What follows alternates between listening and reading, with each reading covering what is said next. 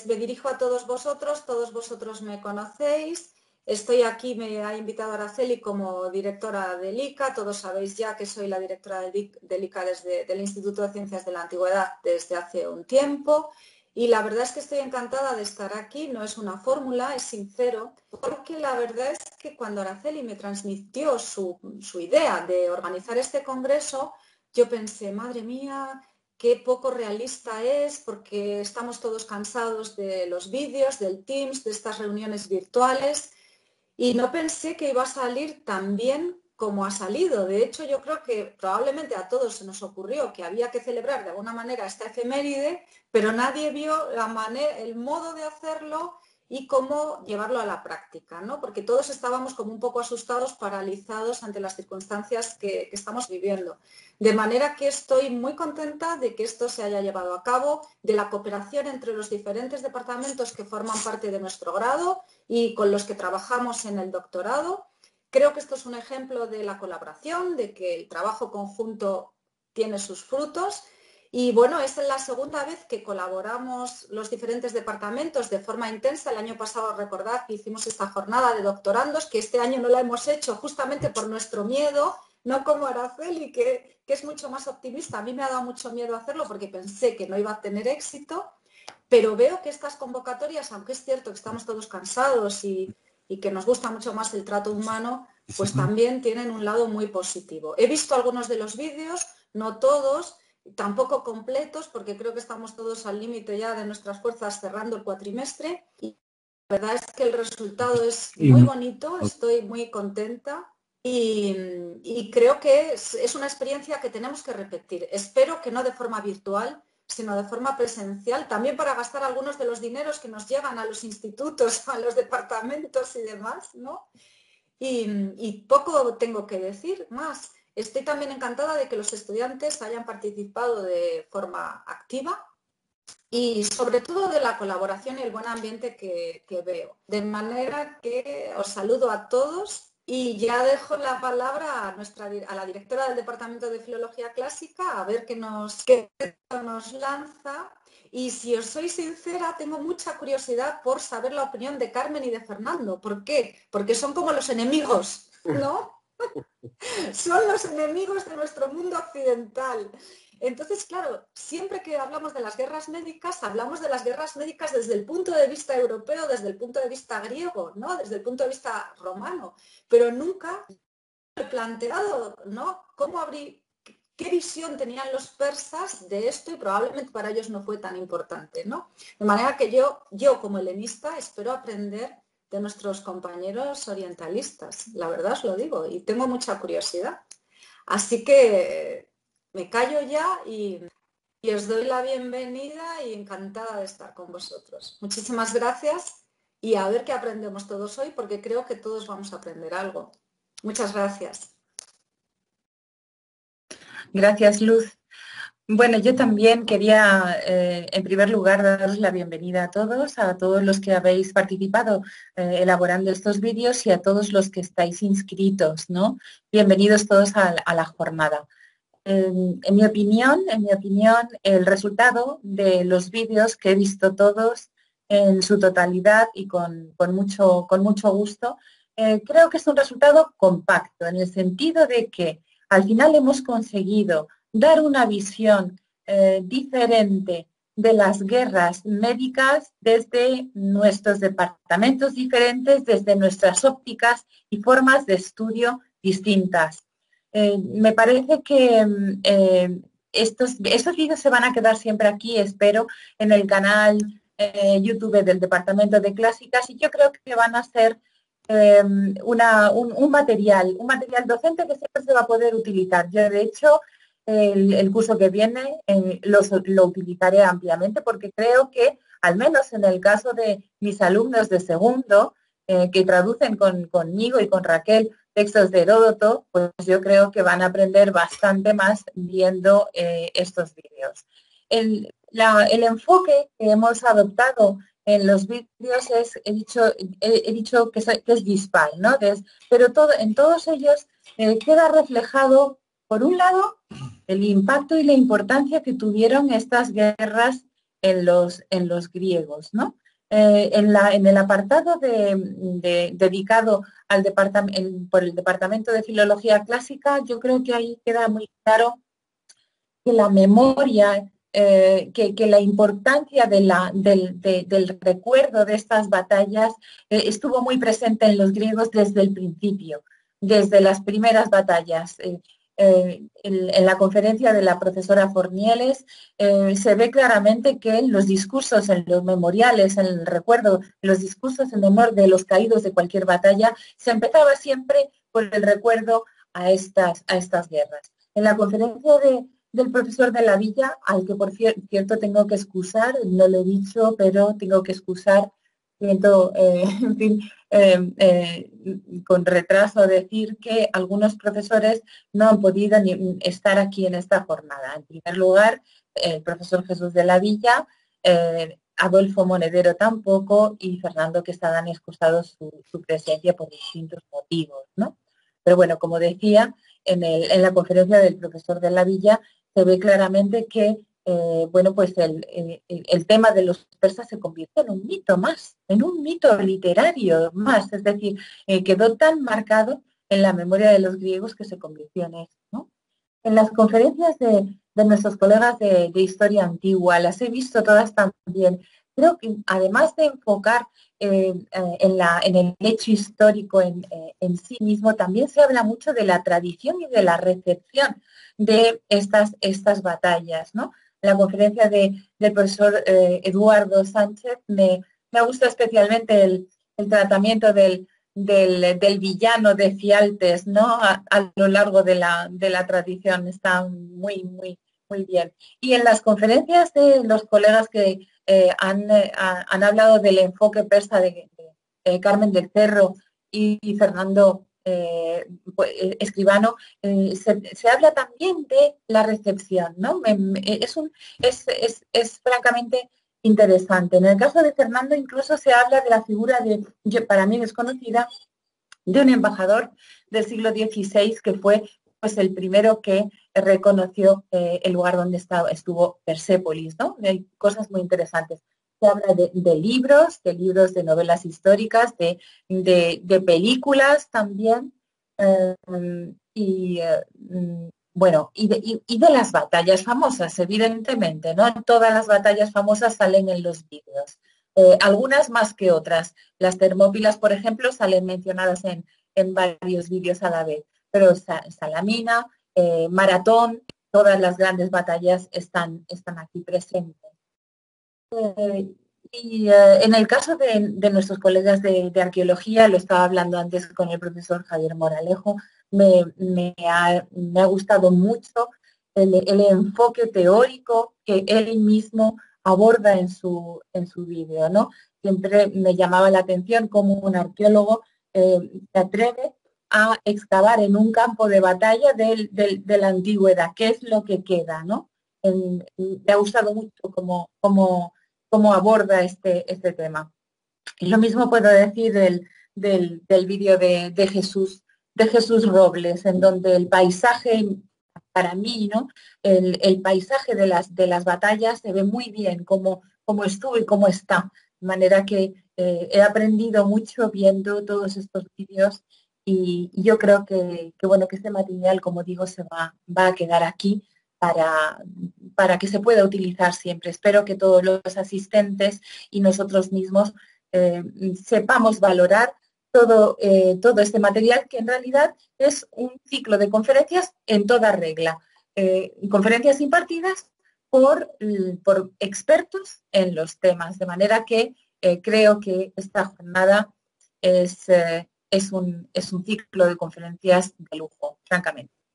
Entonces, ahora sí, antes de lanzar la pregunta que pensaba lanzar, pues quiero pasarle la palabra a mi colega, al director de Departamento de Historia Antigua, Eduardo Sánchez, para que, bueno, pues él también hable a los asistentes y después, si os parece bien, se lo pasaremos al profesor Javier Moralejo para que también haga lo propio en nombre del Departamento de Prehistoria y Arqueología. Adelante, Eduardo.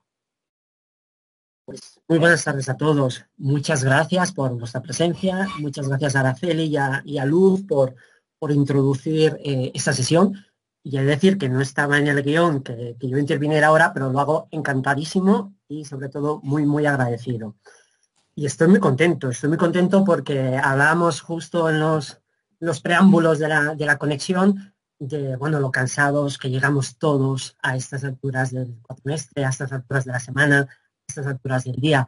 Pero lo grato que a pesar de ese cansancio resulta esta sesión, ¿no? Y el vernos, el escucharnos y el que nos haya reunido una temática pues, tremendamente apasionante. Obviamente, si estamos aquí es porque todos tenemos en común, entre otras muchas cosas, el amor por el estudio de la antigüedad. Y estoy contento porque creo, se ha señalado se ha señalado ya, y yo lo voy a subrayar con un trazo gordísimo, gruesísimo.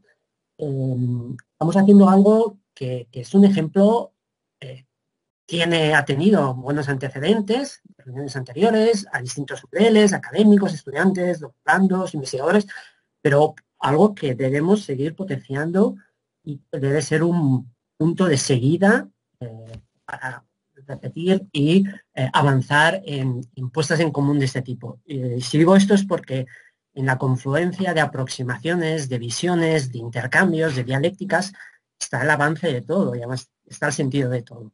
Por ello, mi agradecimiento y mi felicitación a los promotores de esta jornada, a Araceli, de quien ha partido la idea, a Adolfo, que me consta que también desde el principio se subió al carro, a Lika, representado magníficamente representado en su actual directora, la profesora Conti, Luz, y a todos los que estáis ahí. Me sumo también a las valoraciones positivas y sinceras de Araceli con respecto a los vídeos que están a disposición. Y agradezco también la vehiculación que el Departamento de Clásicas nos ofrece con mucha generosidad desde su canal YouTube a todas las gestiones previas, que no son pocas ni fáciles.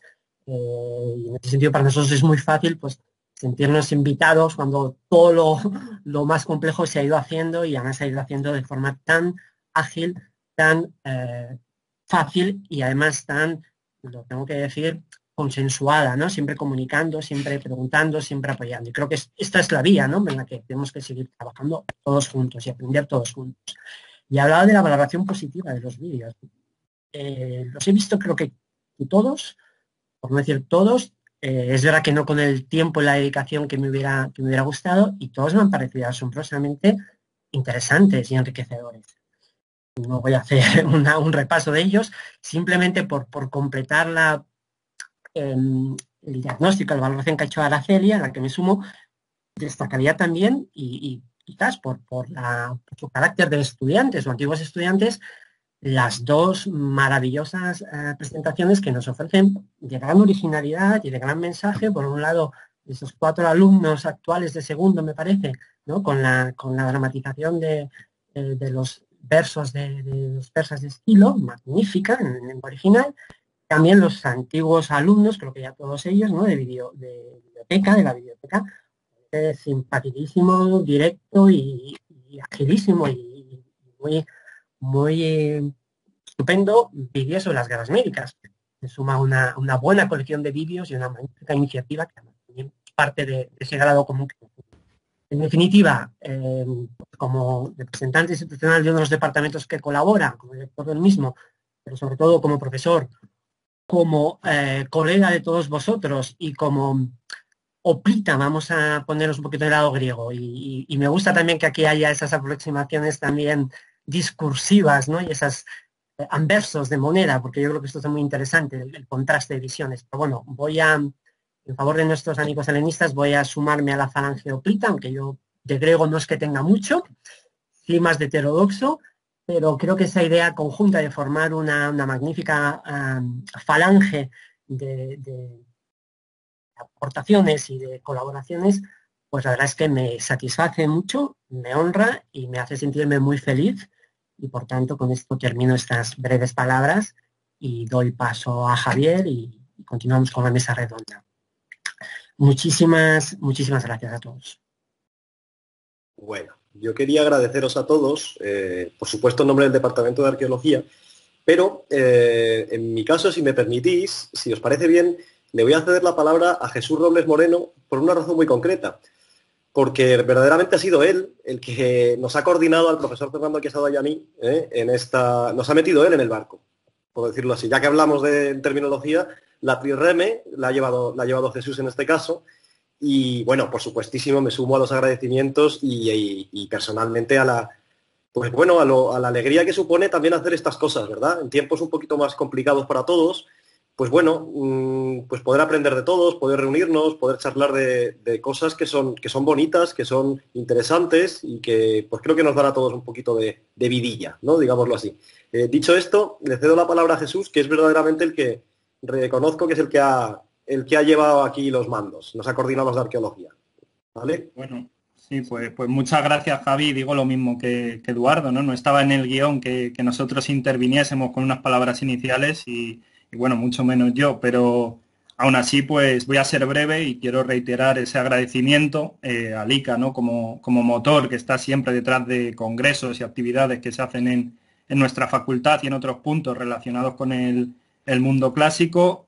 Dar también la bienvenida a los asistentes, ¿no? a esta jornada, a esta mesa redonda que, bueno, pues aunque sean distancia nos podemos ver las caras y podemos interactuar y felicitar pues a todos los participantes por los vídeos y por la riqueza que supone, ¿no? Y que yo creo que nos tienen que hacer reflexionar sobre cómo trabajando juntos se consiguen varias perspectivas en torno a un mismo problema y eso es enriquecedor. Yo he ido siguiendo todos los vídeos que se han ido subiendo y bueno, me han gustado mucho todos y además he podido ver cómo hay algunos que se complementan a la perfección, es decir, hay términos o hay batallas o conceptos que se mencionan en un vídeo de pasada, pero que en otros se matizan mucho mejor, a lo mejor desde el punto de vista de la historia, de la arqueología o de la filología.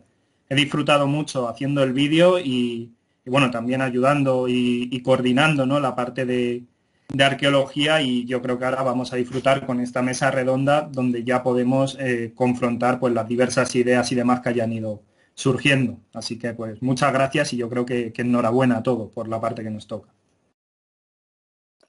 Pues muy bien. Yo había pensado lanzar una pregunta así para romper un poco el hielo, la pregunta para abrir un poco la mesa redonda. La pregunta sería, ¿qué habría sido de nosotros si los persas hubieran ganado estas batallas, qué habría sido de los griegos y de nosotros? Porque nosotros somos herederos de los griegos, claro. Entonces, ¿qué habría sido? ¿Habría cambiado mucho la historia si los persas hubieran ganado las batallas? Ahí está la pregunta. Si os parece, y si queréis intervenir, ya sabéis que podéis darle a la manita y empezamos. ¿De acuerdo? Adelante.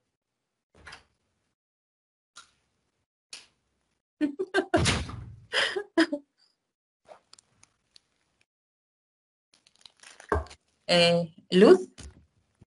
Fren se ha manifestado antes, pero... ¡Ay, es verdad, es verdad! Bueno, yo tampoco soy muy experto, así que prefiero dejárselo primero a un profesional y luego ya, si eso, intervengo yo un poco. Pero vamos, yo voy a hablar un poco de lo que sé. Tampoco soy muy conocedor de esto, vamos. Bueno, Efren, no pasa nada. Aquí estamos todos para hablar de forma distendida sobre este tema, ¿de acuerdo? De manera que todo el mundo está invitado a participar. Vale. Adelante, entonces, pues... Luz, o bueno, Efren. Como quiera, Luz, a mí sí. Sin problema. Tú habías empezado, ¿no? Pues venga, Efren. Vale, entonces. Bueno, yo lo primero que me ha venido a la mente un poco ha sido un paralelo como lo que pasó a finales de la Edad Media con el tema de Constantinopla, porque fue el mundo, lo que consideraríamos persa del equivalente, era el mundo otomano, entró en Europa a través de los Balcanes, que es lo que hubiese hecho Persia en ese entonces, y incluso a día de hoy esa presencia otomana se sigue notando hoy en día.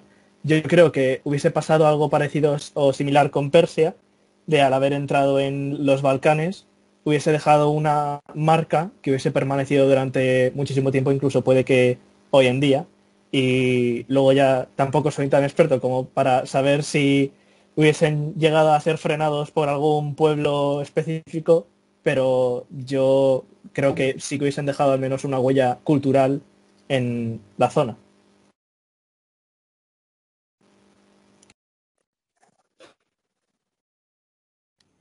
Luz. A ver, yo no sé qué habría pasado en Persia, pero sí sé que Grecia no sería la que fue. Porque claro, fijaos, la conciencia misma del helenismo nace con la confrontación, en la confrontación contra los persas, ¿no? Es decir, los griegos toman conciencia de que son un pueblo más o menos único cuando se enfrentan al bárbaros, ¿no? Al que uno no entiende porque hace va, que siempre les contamos a nuestros estudiantes. Entonces, desde el mito de las Termópilas, que ha sobrevivido hasta hoy en la idea del bárbaro brutal, oriental normalmente, que se enfrenta a Europa, ¿no? Esa idea del bárbaro enfrentado a esta Europa que es aprovechada, pues yo qué sé, hasta por los nazis, ¿no? Los nazis se identifican con los pobres espartanos de las Termópilas frente a la Unión Soviética. Si pensamos en Grecia, pues imaginaos, la Liga Ticodélica, la fundación de la Liga Ticodélica solo tiene sentido con la justificación de las guerras médicas. Eso enriquece a Atenas, empieza a hacer que Atenas, empieza a conseguir que Atenas se convierta poco a poco en una tirana de las ciudades, digamos, aliadas. Supone el enriquecimiento económico de Atenas y el enriquecimiento cultural. Es decir, el esplendor de Atenas está estrechísimamente vinculado al resultado de las guerras médicas y no solo al resultado, digamos, de victoria, sino a la emoción que supone vencer a los persas, ¿no? De manera que yo creo que Grecia no sería lo que fue, no habría sido jamás lo que fue, Atenas no habría conseguido el protagonismo político y digamos, la explosión cultural que consigue después de la guerra del Peloponeso y desde luego todo el mito, la conciencia europea frente al bárbaro, ¿no? Se empieza a interpretar el bárbaro, considerar bárbaro todo aquello que más allá de las fronteras de Europa, ¿no? Y por no hablar del mito espartano, que también nace en las Termópilas, ¿no? Es decir, el mirage este espartano, ¿no? La sublimación de esos valores espartanos comienza también gracias a las Termópilas, con lo que ello supone hasta el siglo XX, ¿no? La pervivencia de Esparta y sus valores, muchos de ellos terribles, hasta el siglo XX. De manera que yo no me puedo imaginar una Grecia, no sé cómo sería Grecia, la verdad, no tengo ni idea porque no soy historiadora, no sé cómo habría sido, pero desde luego no la Grecia que estudiamos nosotros, ¿no? O sea, yo creo que fue un episodio, ha sido esencial en la historia de Grecia como la conocemos. Y la supervivencia, la pervivencia de esos mitos, ¿no? Ya os digo, Esparta, y pensemos en la eugenesia, pensemos pues eso, en los nazis y la Unión Soviética, o pensemos en los poemas que imitan los poemas de Simónides, en el himno de Colombia, yo qué sé. No sé, es que ha tenido una pervivencia en Europa, en Occidente brutal. Por eso decía que me encantaría ver qué piensan los de Oriente sobre todo, ¿no? De todo esto, porque probablemente para Persia no fue tan importante como para Grecia, claro, no lo sé. Pero desde luego Grecia habría sido otra. No sé cómo habría sido, pero desde luego otra. No sé si estáis de acuerdo, es mi visión un poco así global. Sí, muy bien, gracias, Luz. Creo que Javier, eras tú el que ha pedido la palabra a continuación. Veo más palabras. Después Nicolás Quintana, después Daniel Ramírez y después Fernando Escribano, ¿de acuerdo? Entonces, Javier, adelante. Sí, muchas gracias. Bueno, habéis sacado ya un montón de cosas interesantes, que estoy aquí apuntando algunas cosillas que son verdaderamente, no quiero extenderme mucho, pero empezaría un poco por uno de los lemas del ejército griego actual, que hablaba Luz, mole labein, ¿verdad? Benicito Mazlas, ¿no? Efectivamente, por recoger un poco esto que ha dicho Luz, ¿no? Es uno de los lemas del ejército griego, que haréis nuestras armas, aquella frase atribuida a Leónidas, ¿no? Venici cogedlas, ¿no? Benicito Mazlas. Bueno, efectivamente la tradición es enorme, el impacto en el imaginario colectivo es enorme, pero claro, voy a hacer un poco de abogado del diablo, entre comillas, ¿no? Del diablo tampoco, ¿no? Pero es una cosa que me gusta, porque además esta es una discusión, ya que estamos en un foro de confianza, que tengo mucho con mi padre, que tuve mucho con mi padre de estas comidas y tal. Él es muy progriego, obviamente, es latinista, bueno, es de clásicas, y yo ahí sí me gustaba jugar un poco, o intentarlo al menos, jugar el papel de entre comillas, de mal. Entonces, desde el punto de vista de la tradición, pues por supuesto, lo que ha dicho Luz, desde luego. Pero claro, hay un punto que tenemos que tener en cuenta, que es la identidad colectiva. ¿Cómo se conforma una identidad colectiva? Excluyendo al otro.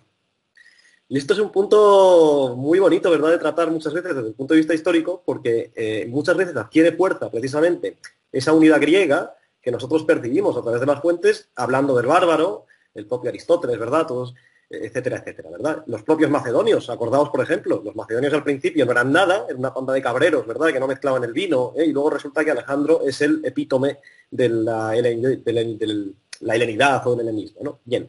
Por lo tanto, este punto creo que tenemos que tenerlo siempre muy en la cabeza, desde el punto de vista histórico, cómo funcionan esos procesos de construcción de identidades colectivas. Hay un libro precioso, por cierto, de Amin Malouf, que se llama Identidades asesinas, que lo recomiendo, que es verdaderamente bonito en este sentido, sobre la guerra de los Balcanes, en este caso, y verdaderamente lo explica mucho mejor que yo. Eso uno, y luego así, por ir ya un par de puntitos, luego desde el punto de vista geopolítico, lo van a saber mucho mejor, lo habéis dicho. Me han encantado los vídeos de nuestros compañeros orientalistas, que son estupendos, la verdad que sí. Y creo que, lo ha dicho Luz también, no es lo mismo para los persas que para los griegos. Y Grecia no era tanto Grecia como Tebas, Atenas, Esparta. Cierto que se unen, pero pensemos en los tebanos y los persas, por ejemplo, ¿no? A los tebanos les hubiese venido perfectamente bien una victoria persa y hubiesen tenido una colaboración con ellos y hubiesen podido crecer. A lo mejor Tebas hubiese sido hoy por hoy, quién sabe, hubiese sido hoy por hoy la potencia cultural, ¿no? Entonces, ahí sí me gusta un poco, desde mi punto de vista siempre, relativizarlo y jugarlo más. Para los persas fue un revés, obviamente, pero ellos tenían una estructura de imperio, la aqueménida, perfectamente consolidada como para sobrevivir a los griegos y bueno, y casi a los romanos. No nos olvidemos de Sasánidas y Partos, y que frenaron a Roma. No nos olvidemos de estos, y seguían siendo persas, ¿no? Entonces, desde mi punto de vista, esa dinastía aqueménida fundó una potencia enorme, ¿no? Y ya por ir más abajo, que no me quiero, como somos muchos, no me quiero alargar, hablábamos antes, ha dicho Efrén, si no me equivoco, que ha sido muy interesante, esa comparativa con Bizancio, ¿verdad?, con 1453, con Constantino defendiendo las murallas frente a Mehmed. Pero no nos olvidemos que Mehmed hablaba griego y era hijo de una griega. Ojo con esto, porque claro, hablaba un griego estupendo, por cierto, y leía Aristóteles. Era absolutamente... entonces, claro, todo esto es un poco la serpiente que se muerde la cola, ¿no? Fijaros que esos turcos, que eran esos bárbaros que invaden con esos cañones las murallas de Constantinopla y demás, bueno, pues esos turcos fomentaron mucha de la literatura, mantuvieron a los grandes sabios bizantinos, estoy hablando, pues no sé, de memoria ahora, de Gemistos, por ejemplo, todos estos grandes sabios del periodo que dio Bizancio fueron respetados, no solo respetados, sino venerados en muchos casos por los propios invasores turcos. Con esto quiero hacer un poco, ya os lo digo, de relativista, o podéis llamarme, pero quiero relativizar un poco, ¿no?, todos estos pesos específicos que muchas veces les damos a eventos que son importantes, sin duda, ¿no? Y no mucho más. Es decir, la tradición bien, y es una cosa que creo que es hermosa y es bonita de mantener, pero creo que también, desde el punto de vista de los griegos, a mí me cuesta a veces, cuando yo era pequeño, ¿por qué no gana Leónidas?, ¿no? Era ese disgusto horrible, ¿no? Pero bueno, luego te vas dando cuenta un poco, y me pasa con las cruzadas, me pasa con los Constantinopla, me pasa con... Bueno, nosotros tenemos nuestro acervo, ¿no? Y muchas veces también es bonito a veces desligarse de él para intentar comprender un mundo que tiene mucho más que ver también con nosotros en muchos aspectos, ¿no? Como puede ser el persa, también el mundo musulmán, por cierto, en el caso de los turcos. Y no tenía mucho más que decir. La verdad es que agradeceros vuestras aportaciones y ya termino. Muy bien. Nicolás Quintana. Sí, aquí estoy. Que bueno, yo tampoco soy ningún experto y estoy lejos de serlo todavía, pero desde mi humilde opinión, bueno, desde un punto de vista más histórico, no tanto ideológico o cultural, pues si el imperio persa aqueménida hubiera logrado sobreponerse sobre Grecia en ese siglo V, pues desde el punto de vista europeo, para nosotros hubiera cambiado totalmente el panorama histórico. Nos tenemos que dar cuenta que en ese momento, en el siglo VI-V, lo que venía siendo la monarquía romana se estaba fraguando en Italia. Igual que un siglo después, el imperio de Alejandro Magno, pues sería quien acabase por combatir a los persas en su propio territorio. Entonces, si Jerjes hubiera logrado sobreponerse sobre Grecia, muy probablemente esos acontecimientos históricos de la conquista macedonia de Oriente Próximo, muy probablemente no se hubiesen dado. Al igual que si en el supuesto caso de que los persas hubieran llegado hasta la península itálica, como la Magna Grecia, que ya había una colonia griega, pues es muy probable que el Imperio Romano, la República y todo este mundo greco-romano se hubiera dado en Europa, que si recordamos es un pilar fundamental de nuestra cultura europea actual y en siglos posteriores. Entonces, el panorama histórico hubiera cambiado de una manera radical si Persia hubiese llegado a sobreponerse al Imperio Romano, griego y macedonio, que son los que fraguan, al fin y al cabo, los eventos históricos posteriores, la Edad Media incluso, y con ello toda la historia posterior. Eso en el caso de que hubieran llegado a sobreponerse. Desconozco si hubiera habido algún pueblo en aquel momento que le pudiese haber hecho frente aparte de los griegos. Roma, por aquel entonces yo creo que no hubiese estado, desde el punto de vista militar, no hubiese sido capaz de sobreponerse sobre los persas, ya que se estaba fraguando todavía la monarquía, eran todavía pueblos muy separados y no era un imperio, bueno, no era una república ni mucho menos un imperio, le quedaban todavía siglos como para poder hacer frente a Jerjes y a los reyes posteriores. Entonces, también hay otra vía, todo esto es especulación evidentemente, en el que, como pasó un poco en el siglo VIII, IX con los musulmanes en la península, que fueron derrotados finalmente en Poitiers por el Imperio Carolingio, pero tampoco hubo un intento muy fuerte de ascender más allá de los Pirineos y la actual Cataluña en España, principalmente porque a los musulmanes, por sus propias condiciones físicas, no estaban acostumbrados a ese frío pirenaico centroeuropeo. Entonces tampoco les interesaba. Pues de un poco del mismo modo, esto lo desconozco, pero podría ser que a los persas tampoco, aunque fuesen capaces a estar acostumbrados a ese clima oriental, que bueno, como sabemos, no es todo tan caluroso como parece, pero sí podría ser que no les agradara tanto el clima y las condiciones centroeuropeas y no les hubiese interesado expandirse y hubiesen decidido asentarse directamente en Grecia y ocupar Grecia. Pero muy bien, Nicolás. Vale, muy bien, gracias. Vamos a seguir un poquito porque para activar un poco más el debate. Muchas gracias, Nicolás. Daniel Ramírez. Hola, ¿se me oye? Sí. Que no puedo activar la cámara porque si no me va muy lento y... No pasa nada. Bueno, desde la pregunta que has dicho, me parece curioso porque la cultura oriental, aunque en las batallas que hemos estado recordando esta semana, sigue muy presente. Por ejemplo, lo podemos ver en España. En la Semana Santa podemos ver que como estamos muy, iba a decir, cercanos, muy vinculados a la religión cristiana, en Semana Santa se realizan procesiones. Y eso se podría remontar a su origen, a la Kidu, que se realizaba en Babilonia.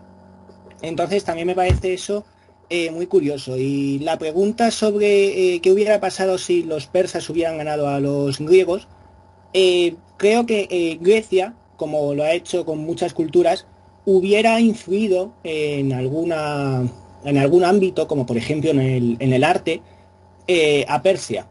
Si en el siglo VII se produjo el periodo orientalizante con Corinto, con esas cerámicas de figuras negras o en la arquitectura con motivos de animales y vegetales, yo creo que hubiera Grecia, en este caso, hubiera influido en el arte de Persia. Y también me preguntaba sobre qué hubiera pasado de la democracia, porque la democracia en sí se fortalece con la victoria ante los persas, que se podría entender como un conflicto entre la democracia y la tiranía. Entonces, ¿cómo hubiera evolucionado la democracia hasta hoy en día si hubiera sido derrotada en ese momento? Y nada, sé que todavía me falta mucho por aprender, pero... Muy bien. Bueno. Muchas gracias, Daniel. Bueno, yo creo que ahora es Fernando Escribano el que tenía levantada la mano. Adelante, Fernando. Gracias, Araceli. Bueno, la verdad es que a mí me ha encantado participar en esta jornada porque realmente me he tenido que preguntar sobre cosas que tampoco me había preguntado mucho. Y lo que yo he pretendido hacer con mi intervención es, no sé si he respondido a nada, pero sí que me han surgido nuevas preguntas. Y sobre este debate que hemos empezado a plantear, pues me siguen planteando. Hay veces que me reconozco más en ciertos planteamientos y otras veces menos. Pero es verdad que nuestra propia formación parte de un tronco griego. Y la mayor parte, o sea, muchas de las cosas que sabemos de las guerras médicas y de otros acontecimientos, parte de esa visión griega. Pero intentando verlo desde el imperio persa, hay cosas que sorprenderían. O sea, por ejemplo, el menosprecio del gran señor, que eso lo decía así en mi vídeo, el menosprecio de Jerjes, como si fuese alguien miserable o alguien bárbaro en el sentido de alguien inculto y que es un salvaje, no es así. Estamos ante un gran señor que es un gran conquistador y que es verdad que tiene un tropiezo significativo quizás en el margen de su imperio, y habría que pensar, no lo sabemos, pero de verdad se planteó y le afectó tanto como hay veces que parece que podemos imaginar. Pues tengo mis dudas, sinceramente. Pero ese menosprecio que a veces, o que sí leemos en la fuente griega sobre el gran señor, lo vemos en lo que rememoramos al respecto. Yo puse el ejemplo de los 300, pero porque buscaba lo que muchas veces me contaban mis alumnos o la gente que conozco, que es lo que conoce muchas veces de la historia griega. Esto es tremendo y a todos nosotros nos afecta, pero si empezamos sobre todo en los estados iniciales de nuestros estudiantes, mucho más en gente que no estudia historia o historia antigua, pues no saben mucho. De los persas, mucho menos. Entonces, claro, a mí me llama mucho la atención, porque va mucho más allá. No podemos, nos hacemos eco de ese menosprecio con que los griegos plantearon su historia frente a los persas, pero es que es una visión de que efectivamente construye su identidad en base a un mito y además lo hace menospreciando al contrario. Pero desde el otro lado no es así. Estamos ante un gran señor que incluso el gran señor se siente ofendido Pues sí, cuando manda pero embajadores y les matan yo tirándoles a un pozo. Supongo que esto sea porque, verdad. fíjate, salí de la biblioteca a las 2 de la tarde y a esas horas pues Perdona, Mari, no había prácticamente nadie. Perdón, Entonces Mari. lo único es que solo hay una No sé fila, no por puedes ir favor, por detrás, sino Araceli, que creo que todo puedes hacia silenciarla adelante. tú. ¡Qué horror! ¿Lo puedo Te tienes silenciar? que ir Si no echando se Claro que tú de puedes. esto Si eres cada moderadora, vez que pues. pasas un si te vas tramo a su perfil y y a son los le das a puestecillos repulsar, de, la verdad, los de... ya está. Lo siento. La Bueno, he es que además yo silenciado. pensaba que estaba interviniendo sobre lo que yo decía, entonces claro, digo, bueno, a ver qué podría decir para que me intervenga así de directo, ¿no? Esto me ha encantado. Pero son los problemas del directo, claro. Bueno, lo que quería decir es que intentando imaginar desde la otra parte, pues creo que hay algunos tratamientos que no son así. Entonces ese menosprecio con que se tilda a los persas, desde parte persa me parece muy, muy injusto, porque estamos ante unos grandes conquistadores y ante aquellos a los que desde Grecia llamamos bárbaros, son grandes señores que han establecido un imperio absolutamente único y con una capacidad y desarrollo cultural apabullante. Entonces, no estamos ante un bárbaro enfrente que viene a destrozar mi construcción cultural, política, que es la buena, y que los otros van a arrollar y van a asolar y van a dejar la nada. Es que ese planteamiento se nos ha servido y lo estamos comprando. Entonces, esa parte me chirriaba, con lo cual, bueno, se puede ver de distintas formas de verlo. Y luego también creo que es importante, y hago alguna mención en el vídeo, y es que, claro, nosotros, hasta que descubrimos el Oriente o recuperamos el Oriente, nuestras fuentes son las clásicas, y es lo que nos dice, o es la Biblia también. Entonces, a partir de ahí, y posteriormente, se empieza a reconstruir. Entonces, yo creo que también estamos mediatizados por esa visión y luego sí que me sorprende un poco, me chirría o no estoy muy de acuerdo con esa alternancia Oriente-Occidente. No sé si es tan así, porque además, Occidente, ¿qué es? ¿Los griegos todos? O como ha dicho Javier, unos y no otros. Entonces, ¿qué hubiese pasado? Que en vez de unos griegos hubiesen tomado la primacía a otros, porque además si algo caracteriza al imperio aqueménida es que suele dejar hacer en los territorios que conquista y esa es parte de su grandeza. Entonces, a lo mejor no, yo lo he estado pensando mucho qué hubiese pasado y dentro de lo que supone la historia ficción, que a mí me encanta como ejercicio, pues a lo mejor no hubiese pasado tanto. Pero tampoco lo sé. Bueno, de momento creo que vale. Yo creo que ahora es Eduardo el que tenía la palabra, luego yo misma y luego Luz, ¿te parece? Y luego veo a Luis Calero y a Mari González también. Entonces, Eduardo. Muchas gracias de nuevo. Bueno, esto es fantástico porque están saliendo reflexiones muy interesantes. Yo dos aportaciones. Una, retomando argumentos de Luz y de Javier, entre otros, desde el plano de las identidades culturales y la tradición. En esto estamos todos de acuerdo. Bebemos de un planteamiento clásicocéntrico, grecocéntrico, como queramos llamarlo, que es lo que fundamenta nuestra cultura occidental, desde la que estamos hablando y desde la que nos estamos viendo. A partir de ahí, obviamente, el resultado de un triunfo de Persia habría cambiado todas esas tradiciones que han llegado hasta nosotros, pero estoy seguro que habría dado lugar a otras tradiciones y a otros procesos identitarios y a otros bárbaros. Varias veces mencionado en varios vídeos, Cavafis lo dice, ¿no? Estamos siempre esperando en los bárbaros. Ese proceso de alteridades es consustancial a la humanidad y a los procesos históricos. No tendríamos los mitos que tenemos, tendríamos otros. No tendríamos los antagonistas que tenemos, tendríamos otros. Luego, desde un planteamiento, y aquí hago una pequeña incursión a una antropología, una sociología amplia, creo que estructuralmente las cosas, en cuanto a procesos de fondo, no hubieran cambiado mucho, sí a las realidades y a las propias identidades. Pero esa mecánica creo que es consustancial a la humanidad, es decir, la creación de mitos, la creación de tradiciones a partir de choques, los contrastes y toda identidad es resultado efectivamente de una alteridad, ¿no? De crear a unos otros, ¿no? Y de irlos negociando. Eso por un lado. Ahora, intentando responder a la pregunta que nos hace Araceli, pues yo he intentado que Megistias viniera, el adivino, pero no ha llegado a tiempo. He intentado por Amazon un oráculo que tampoco ha llegado a tiempo. Pero bueno, me voy a mojar un poquito como creador. Y parto también de algo que se ha dicho, y lo acaba de apuntar Fernando, y seguro que Carmen también lo comparte, ¿no? Y hemos de agradecer mucho esta visión, este viento que viene de Levante. Grecia como occidente para una visión griega, perdón, para una visión persa, pero obviamente es la idea de cómo vamos corriendo los occidentes y los orientes, ¿no? Y cómo los centros dan lugar a periferias que a su vez dan lugar a márgenes. Si esto lo ampliamos a una visión más amplia, relativizamos todo. Quiero decir con ello que para los persas del siglo V, para el gran Jerjes, Grecia es una periferia, por no decir un margen, ¿eh? Y eso lo ponen bien de manifiesto, en particular el vídeo y la ponencia de Carmen.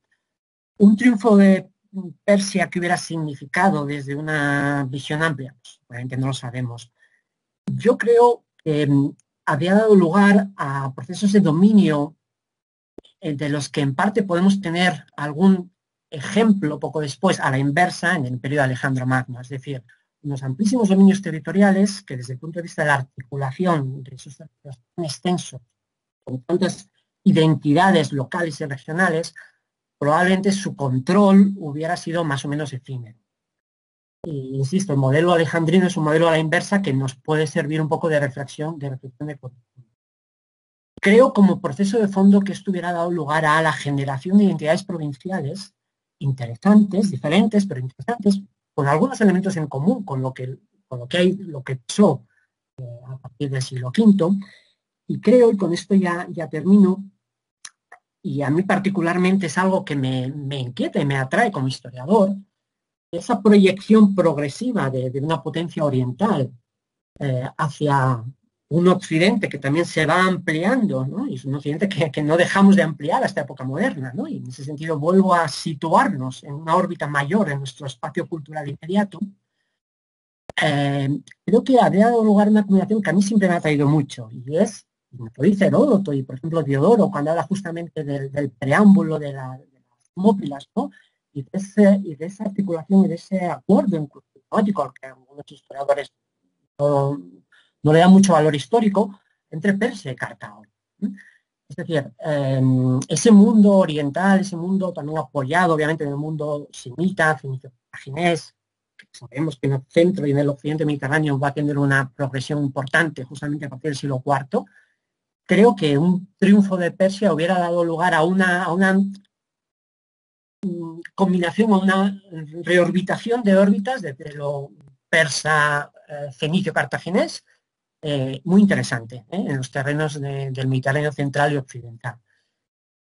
Esto es lo que de momento lanzo para seguir ahondando en esta interesantísima discusión.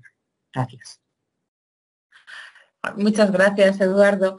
Pues yo quería apuntar, una pequeña nota, porque también he estado pensando en el tema, y al ver en los vídeos de Fernando Quesada sobre el poema de Graves, ¿no? Desde el punto de vista del persa, ¿no? que sale en ese poema, como y después de ver los mapas de los vídeos de Fernando y de Carmen, con el imperio aqueménida tan grande y lo pequeñita que era Grecia y lo poca cosa que era, y es verdad que tenemos una visión totalmente distorsionada, porque en nuestra mente Grecia es la grande y todo y el imperio persa pues queda como un poco más en nebulosa, ¿no? Quizá, bueno, pues a lo mejor Maratón no fue la batalla que decían los griegos que fue tan importante, y si hubieran ganado los persas, pues a lo mejor muchos, he oído hablar, vosotros también seguro, ¿no? He oído decir muchas veces que la civilización griega habría sido aplastada y que por tanto nosotros no seríamos lo que somos, herederos de esa civilización, sino que seríamos pues los herederos de otra civilización diferente. Pero Fernando Escribano ha dicho, y es verdad, que parece que el imperio aqueménida dejaba bastante hacer, ¿no? Es decir, permitía, ¿verdad?, que los pueblos sometidos al imperio pues tuvieran tuvieran sus libertades, ¿no? Es decir, esto de imaginarnos que a lo mejor Grecia hubiera sido totalmente aplastada y hubiera desaparecido si hubieran vencido los persas, pues es algo totalmente erróneo, ¿no? Erróneo. Probablemente a lo mejor no habría pasado nada. Quiero decir que, bueno, pues se habrían vencido los persas, pero Grecia podría haber seguido siendo lo que fue y lo que es para nosotros, ¿no? No habría que ser tan tremendistas, ¿no? Pensando que no seríamos lo que somos si los persas hubieran ganado. Bueno, dejo de hablar.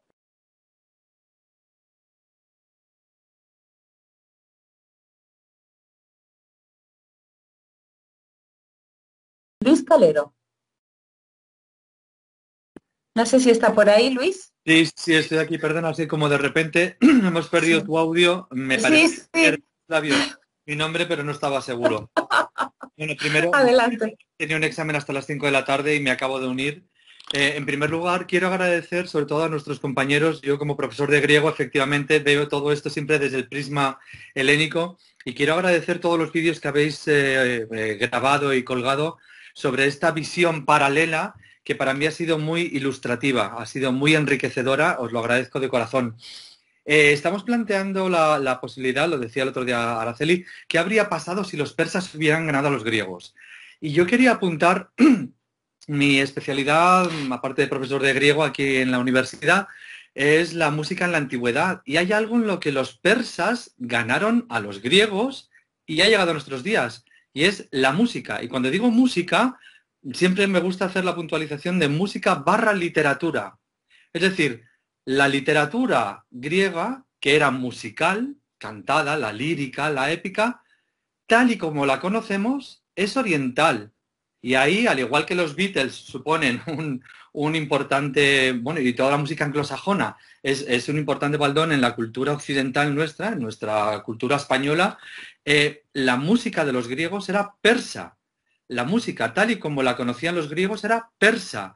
El documento más antiguo que tenemos de música es del 1800 antes, es babilónico, y funciona para la música de los pueblos mesopotámicos, funciona para la música griega y sigue funcionando para nosotros. Luego, nuestra música, ahí, los persas vencieron en la cultura y la transmisión de instrumentos, la organología, los nombres de todos los mitos alrededor, los mitos que conocemos como griegos, todos estos mitos proceden de territorio no griego.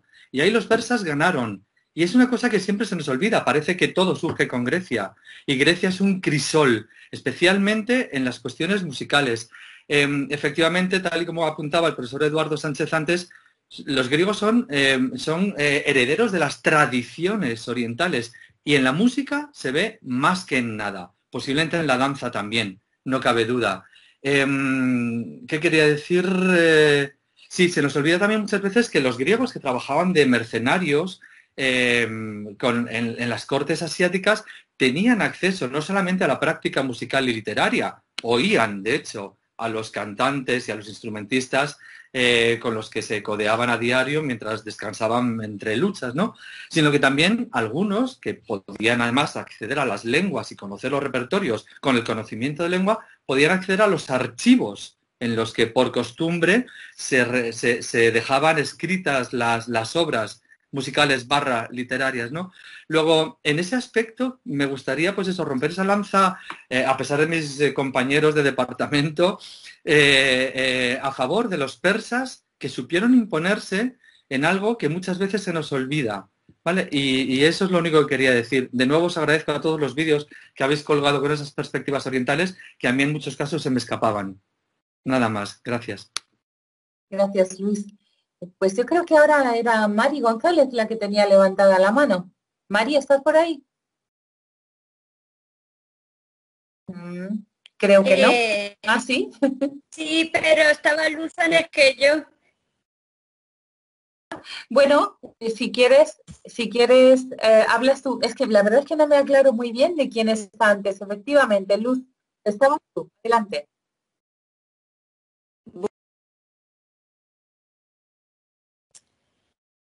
Activa el micrófono, Luz.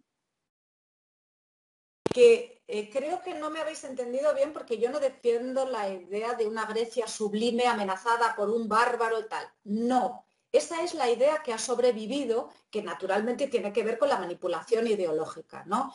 Lo que sí que no sé cómo habría sido Grecia con otro resultado de las guerras médicas, pero el milagro ateniense, desde luego, no habría sido posible sin este resultado de las guerras médicas. Y el motivo del bárbaro bruto y todo eso lo aprovecha el propio Alejandro, que se erige como vengador de los persas cuando aquello no tiene ya ningún sentido. Quiero deciros que evidentemente, y desde como lingüista, lo sabéis muy bien, ¿no? Los que también sois lingüistas, no hay pueblo que tenga para sí mismo un apelativo negativo, ¿no? Todos son el pueblo, la comunidad, el bravo y demás, y se sabe que unos pueblos a otros, para unos pueblos, el otro son los guarros, los infieles, los cochinos y demás. Es decir, naturalmente el otro siempre es peor que uno, ¿no? Y uno es mejor que el otro. Y la historia que vence siempre es naturalmente la del poderoso, igual que las lenguas que sobreviven suelen ser las de los poderosos y no la de los sometidos. De manera que naturalmente, todos mis respetos para el imperio persa, y como dice Luis Calero, Grecia es una fuente de llegada de Oriente que naturalmente tiene un grado de desarrollo muy superior al indoeuropeo, no lo podemos olvidar, ¿no? Eso, vamos, creo que es indiscutible. Lo que ocurre es que somos ¿cómo se dice? Europecéntricos o ¿cómo se llama? Europacéntricos, ¿no? Y la manipulación ideológica forma parte de nuestra esencia. Y los bárbaros se identifican con Oriente y los bárbaros y brutos, guarros y demás pueden ser rusos, persas o todo lo que no sea Europa, por esa sublimación injusta de Europa, ¿no?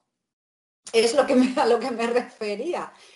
Pero sí que es cierto que creo que Atenas, desde luego, no sería lo que fue, no habría sido nunca lo que fue. Entonces, a eso me refería Fernando con lo de la manipulación, pero es que digamos que el deterioro del otro forma parte de la historia, ¿no? Del ser humano. Muy bien, gracias, Luz. Mari.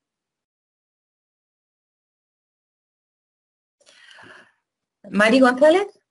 Pues yo quería... Sí, ¿se me oye? ¿Se va?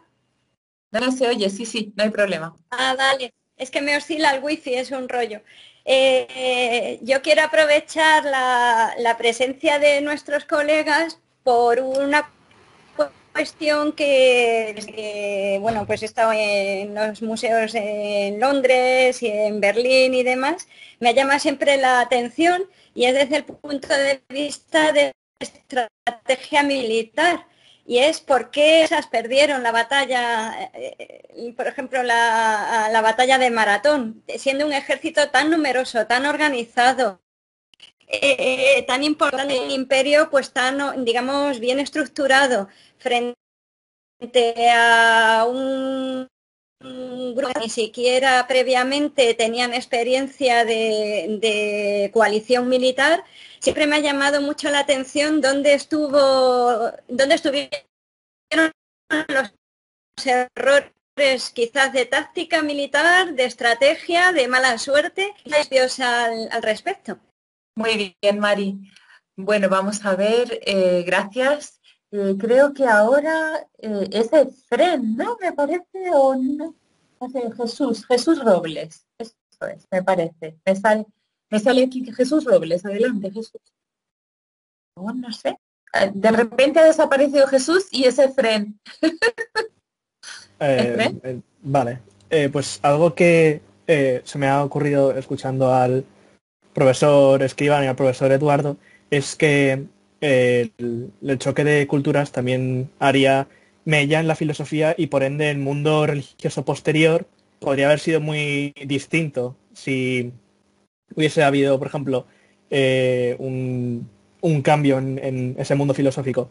Por ejemplo, el cristianismo, las enseñanzas de Platón son un cimiento importantísimo para San Agustín, al igual que las de Aristóteles lo son para Santo Tomás, que son como los dos grandes padres del cristianismo en la Edad Media. Entonces, si Platón y Aristóteles no hubiesen llegado a ser, por así decirlo, debido a una conquista persa, a lo mejor el cristianismo, si se hubiese llegado a dar, sería con unas bases muy diferentes. Por ejemplo, el problema del alma y de la ética que presenta los primeros momentos del cristianismo, que beben mucho de las enseñanzas de Platón, sería completamente distinto, al igual que la moral que tenemos nosotros, que viene del mundo judío-cristiano, sobre el débil que sufre es el bueno, que obtendrá el perdón, y mientras que el fuerte puede ser un tirano. Esto en la antigüedad era algo completamente distinto, que también se puede ver, por ejemplo, en Roma, que el fuerte era el valeroso y el glorioso, mientras que los débiles eran los que eran sometidos ante el fuerte. Si todo esto que he dicho, que no soy ningún experto religioso vamos, es todo pura teoría, a lo mejor no solo la Edad Media, sino que toda la historia europea, que gira en una gran parte en torno al cristianismo, sería muy diferente. Vamos, podría haberse dado el caso. Muy bien, gracias, Efren. ¿Jesús Robles? Sí, ahora sí. Es que antes en vez de activar el micrófono he quitado la mano y por eso se ha ido. Yo hacer un apunte sobre algo que ya se ha mencionado varias veces y que me llama la atención, y es lo de Grecia como herederos de Oriente, ¿no? Efectivamente, todos hablamos de ese periodo orientalizante, de ese siglo VIII, VII, se podría decir, y de las influencias que llegan.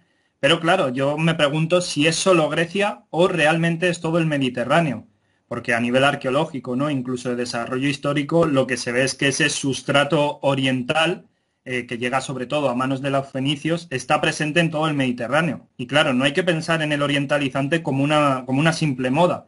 No es solo la importación de vajillas, de textiles, de cerámica de lujo y demás, sino que realmente ese sustrato orientalizante, de hecho hay autores que hablan de una coinea orientalizante, incluso en la Edad del Hierro en el Mediterráneo, tiene que ver con las propias estructuras sociales, ¿no? y con las propias estructuras religiosas y de poder que se desarrollan en estas sociedades. Y eso me parece muy interesante porque antes de esa coinea griega, ¿no? y de toda la expansión griega y demás que conocemos, hubo en el Mediterráneo, o desde mi punto de vista, yo creo que lo hubo, una coinea orientalizante, que por la llegada de todas estas influencias desde Oriente. Y claro está, todo esto pues se ha visto afectado por el peso que venimos hablando de la tradición griega y demás, que parece que en cierto modo y en un momento histórico posterior ha eclipsado pues todo este pasado y todo lo que yo creo que en parte, a lo mejor nosotros ya no, porque como ha dicho Luz, ¿no? Somos europacéntricos o europeístas, ¿no? Pero sí que esas sociedades y sí que el mundo mediterráneo antiguo deben muchísimo más de lo que pensamos y de lo que la historiografía, ahora ya se empieza a reconocer de nuevo, ¿no? Pero lo que la historiografía ha ido reconociendo, que el mundo mediterráneo le debe mucho más de lo que se piensa a Oriente. Muy bien, muchas gracias. Bueno, yo creo que estoy de acuerdo con casi todo lo que habéis contado, ¿no? Pero entonces vuelvo otra vez a la pregunta por la intervención de Fren. Vamos a ver, si los persas hubieran ganado, figuras como Platón o Aristóteles no habrían llegado, no habrían sobrevivido, no tendríamos nosotros esas enseñanzas que tenemos, no nos habría llegado, habría sido tan distinto el mundo si Persia hubiera dominado Grecia. ¿Alguien quiere intervenir? ¿No? Bueno, pues entonces, lanzad vosotros alguna pregunta más. Adelante. A ver. Javier quería, lo que pasa es que tiene el micrófono. Sí, perdonadme, que es que había levantado la mano virtualmente con esta manita. Vale, perfecto. De acuerdo, pues Javier, adelante. 3 cositas. La verdad es que tengo aquí ya 4 o 5 hojas de cosas interesantes apuntadas que habéis dicho todos, que os agradezco, la verdad. Y nada, 2 o 3 cositas. La primera, por responder un poco a Carmen, vamos en orden de lo más concreto, a lo más, lo de Maratón, ¿verdad? ¿Por qué pierden los persas? Bueno, perdonadme que sea tan relativista a veces, ¿no? Es que Maratón es el final de una campaña exitosísima de los persas. Es decir, es un revés final de una campaña en la que se tiran por toda la costa, castigando, saqueando ciudades, haciendo lo que les viene en gana, o sea, totalmente exitosa. Lo que pasa es que llegan a Lática, y sí es cierto que se llevan un pequeño bofetón, perdón por decirlo así, digamos, en la llanura de Maratón, cierto. Desde el punto de vista militar, ¿un fallo táctico? No especialmente. Lo primero que tenemos que hacer es rebajar un poquito también, claro, es muy bonita Maratón, volvemos un poco a aquello de rebajar un poco los mitos, ¿no? Maratón no es un choque tan enorme desde el punto de vista bélico, ¿no? Si miramos el hecho militar en sí, comparado con las grandes batallas de Oriente Próximo, no tiene rango de gran conflicto. Esto hay que tenerlo, desde el punto de vista militar, hablo ahora del hecho bélico. Y bueno, ¿hay fallos tácticos? Bueno, quizá lo de no desplegar la caballería. Bueno, que dice Heródoto, ¿verdad? Cuando Hipias los conduce allí al sitio de Maratón, ¿verdad? Y Hipias, que es, como sabéis, ¿verdad?, el hijo traidor, ¿no?, del antiguo tirano ateniense, les dice que desplieguen la caballería en ese llano de Maratón, ¿verdad?, porque es propicio para ello, ¿no? Y todos sabemos que el fuerte de los persas era precisamente la caballería, ¿no? Bien, quizá eso puede ser un error táctico o no, porque tampoco no lo sabemos muy bien. Deciden que no la embarcan, que no se fían de Hipias o que no les hace falta, pero por otra parte, si miramos un poco, según Heródoto y según lo que conocemos, el desarrollo táctico de la batalla de Maratón, se rompen los frentes unos a otros. De hecho, en el centro pierden los griegos, que tenían el frente de batalla de los griegos, en su parte central, es delgado en hombres, está más reforzado en las alas. Pierden el frente y a punto están de perder la batalla los griegos. Lo que pasa es que logran rehacerse en los flancos, con más unidades que tenían dispuestas por allí, y poner en fuga precisamente aquel frente persa que había roto el centro. Entonces, como conocen mejor el terreno, logran hacer huir a los persas hacia los pantanos, que ya les viene muy mal, y hacia las naves, etc. Bueno, eso por esa parte. O sea, es decir, ni tan grande el conflicto, ni un fracaso desde el punto de vista táctico, porque es una expedición exitosísima, ni un combate tan grande desde el punto de vista también de las guerras del Mediterráneo antiguo, ¿no? Eso por un lado. Después, lo que dice Jesús, muy interesante, Oriente-Occidente. Volvemos otra vez, fijaros un poco, desde mi punto de vista, a esa dicotomía que nos creamos, que nos dicen, pues Platón, no solo Platón, Aristóteles, sino, es decir, ¿por qué Oriente y Occidente? Realmente Europa es igual de Babilonia que de... Lo que pasa es que tenemos un poco ese concepto, también tiene que ver obviamente con tradición, con cristianismos, con cosas posteriores, obviamente sí, no nos vamos a meter en todo eso ahora, ¿no? Pero ¿por qué Oriente y Occidente? Sería un poco la pregunta para mí, ¿no?, desde el punto de vista antropológico, ¿no? Si miramos una una koiné, que me ha gustado mucho este término de Jesús, ¿verdad? Esa koiné cultural, la oikúmene alejandrina, bebe muchísimo de esas koinés orientalizantes, ¿verdad? Si miramos el bronce final, sin ir más, yendo incluso 1200, 1100 antes de Cristo, el mundo de Troya, por ponerlo, ¿no? Ahí hay, pues hititas, están conviviendo micénicos, hititas. Hay también una koiné cultural importantísima, de la cual surgen luego fenicios, es decir, que ¿por qué Oriente y Occidente? ¿Verdad? Sería un poco, lo dejaría ahí planteado. Y yo creo que ya, y luego, bueno, ya último, tendríamos a Platón, tendríamos a Aristóteles, habría cambiado mucho. Hombre, habría cambiado. Pero a veces también tendemos a olvidar, por ejemplo, configuraciones religiosas tan potentes como ese, por ejemplo, el culto a Ahura Mazda, por ejemplo, que tiene una influencia enorme en el platonismo. Tendemos a olvidar, por ejemplo, la importancia simbólica e iconográfica del mundo oriental en las religiones también, después griegas, por supuesto romanas, pensemos en Mitra, pensemos en Ahura Mazda. Es decir, que también hay un impacto ahí grande. ¿Habrían cambiado cosas? Sí. Sí, porque además, hombre, si vemos a Platón, Platón era bastante conservador, ¿no? Podemos decirlo así, ¿no? Era desde el punto de vista del pensamiento, pues muy helenocéntrico, ¿verdad? Pero bueno, lo has dicho tú, Araceli, yo creo que antes y me ha gustado mucho. Igual no era para tanto, ¿no? O algo así venías diciendo, no era tan tremendo, ¿no? Y bueno, pues ya está, simplemente era un poco en este sentido. Gracias. Muy bien, gracias. Bueno, en todo caso, los griegos le sacaron un gran partido a la batalla de Maratón, ¿eh? O sea, que no fue gran cosa, pero madre mía, para los griegos fue un hito, un referente absolutamente importantísimo en todos sus discursos, en toda su construcción histórica, ¿no? Y bueno, los griegos intentaron ir a Atenas, pero tampoco pudieron, se adelantaron los atenienses, con lo cual, bueno, una campaña muy, muy exitosa, pero al final fue un batacazo, tiene razón Mari, ¿no? Contra todo pronóstico. Bueno. Bien, no sé si... ¿Quién tiene la palabra ahora? ¿Lo sabéis? ¿No? Creo que quizá Eduardo, no sé. O Mari, ¿la tienes levantada? No sé si quieres hablar ahora o es de antes. Yo creo que Eduardo. Sí, no sé. Perdón, Mari. No, es de antes. Ah, vale. De todas maneras, aprovecho que me he colado respecto del platonismo y todo eso y la influencia en el cristianismo. Yo creo que hay que distinguir al hablar de cristianismo, pero eso nos daría para las jornadas del año que viene, entre lo que es el Antiguo Testamento, donde no se puede obviar Babilonia, todo el mundo que procede también de Egipto, en fin, de lo que nosotros denominamos Oriente en nuestro imaginario, respecto de lo que es el Nuevo Testamento, que está también en un contexto de carácter, bueno, procedente de Judea, y luego las revisiones que se hacen desde la Edad Media a través del platonismo, aristotelismo, de Séneca, etcétera. Entonces es bastante complejo y Oriente desde luego está de alguna manera, está en todo el Antiguo Testamento, empezando por los 3 Reyes Magos de Oriente, ahora que empezamos con la Navidad, dicho así un poco coloquialmente.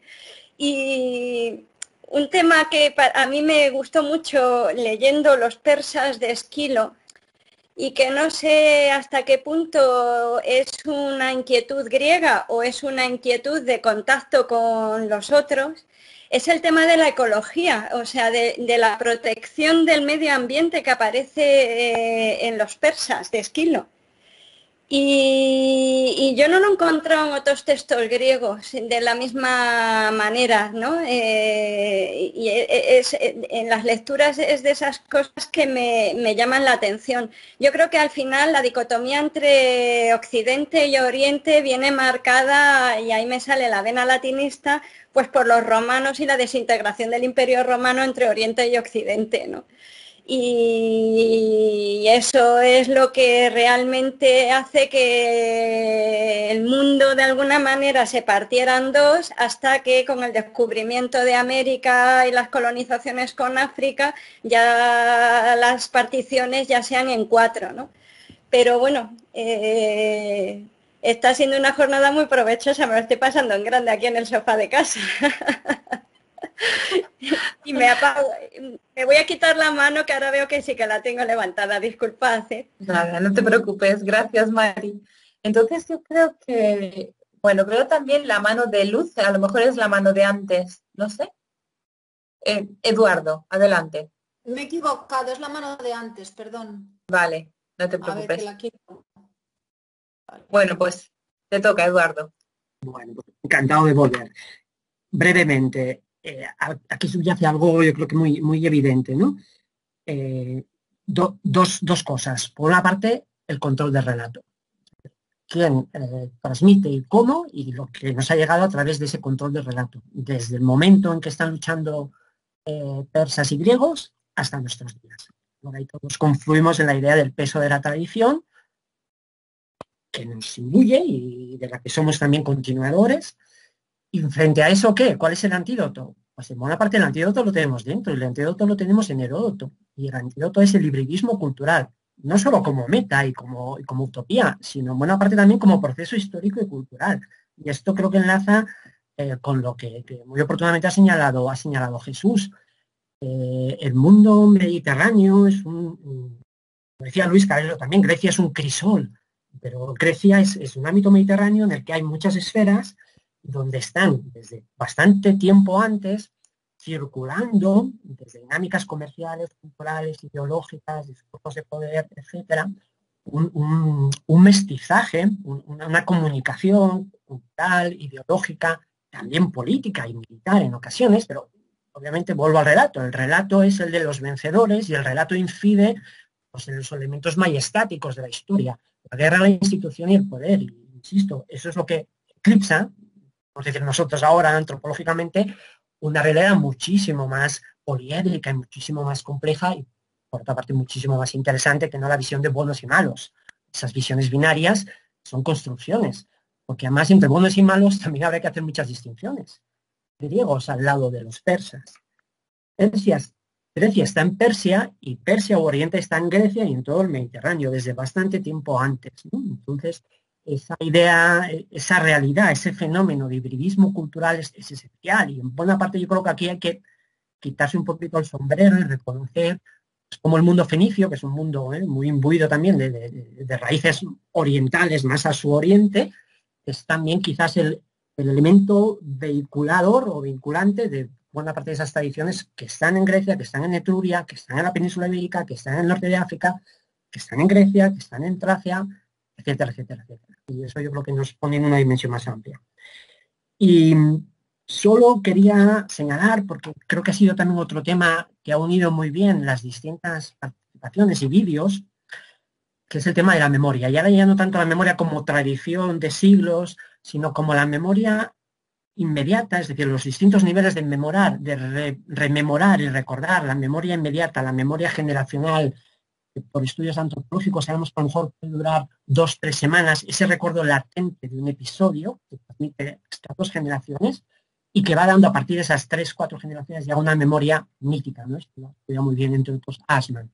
Pero yo me refiero a esa memoria más o menos inmediata y a las formas de conmemorar. Y creo que este ha sido otro nexo magnífico en las ponencias.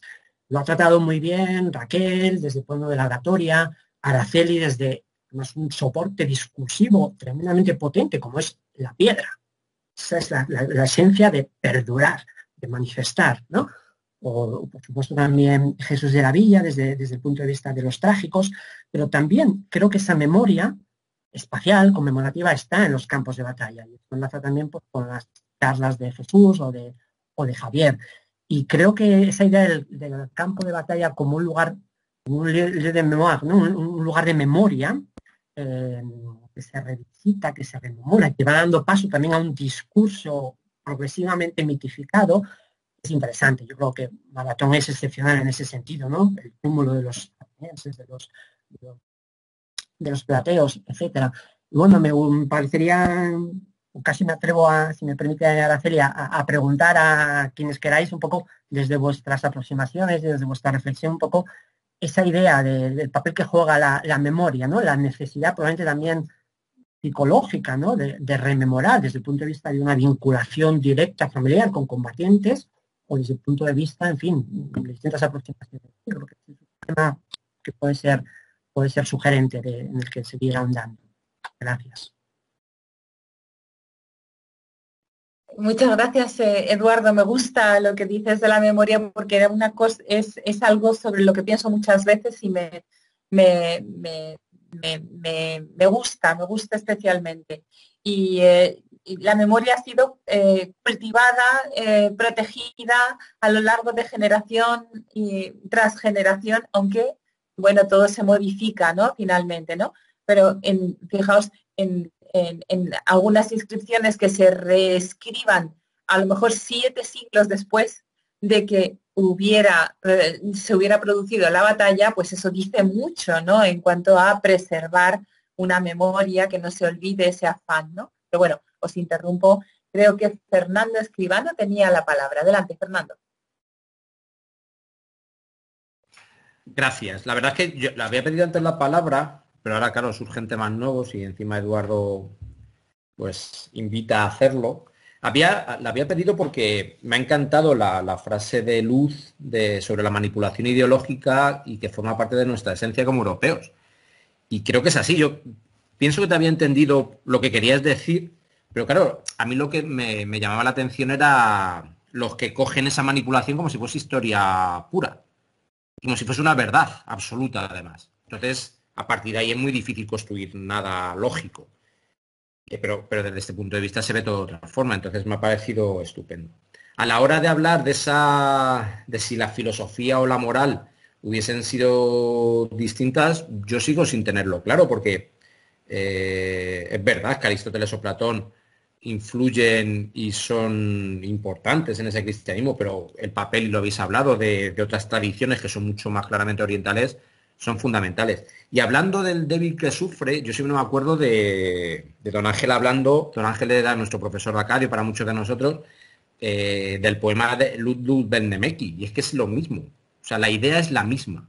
Entonces, a la hora de hablar tanto del antiguo como del nuevo cristianismo y estudiarlo sin tener en cuenta todo lo que sucede en Oriente, para mí, desde luego, es muy difícil de comprender.